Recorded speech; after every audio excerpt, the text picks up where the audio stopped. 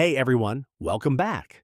Lately, I've been seeing a lot of posts and videos claiming there's a way to get unlimited gems and energy in animals and coins. According to the people sharing it, the method is quick, easy to use, and works on both Android and iPhone. I wasn't sure what to think, so I decided to test it myself. A lot of these claims sound great at first, but they don't always deliver the results people promise. So I recorded the entire process from start to finish. In this video, I'll show you exactly what happened and whether my gems and energy balance actually changed. Let's jump into it. Before trying anything, I wanted to check my account so I could compare the results later. After checking everything, I started following the instructions that were being shared online. The first thing I needed was my player ID. You probably know that every account has its own unique ID. I opened the profile section and found mine within a few seconds. Since it's an important part of the process, I made sure to save it before moving on. Nothing unusual here so far. Pretty standard. Next, I opened my browser and checked out the website that players were recommending.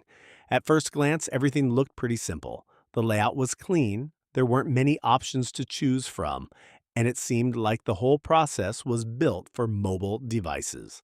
I searched for animals and coins, selected the option related to gems and energy, and moved on to the next step. So far, everything seemed straightforward, and I was curious to see whether it would actually have any effect on my account. After that, I was asked to enter a few account details. The main thing required was the player ID that I had copied earlier. There was also an option to select the platform I was playing on. Once everything was filled in correctly, I continued to the next screen.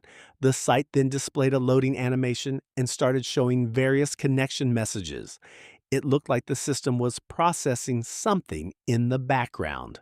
Of course, whether any of that was actually happening is impossible to know just by looking at the screen. A few moments later, I reached the section where I could choose the amount of resources.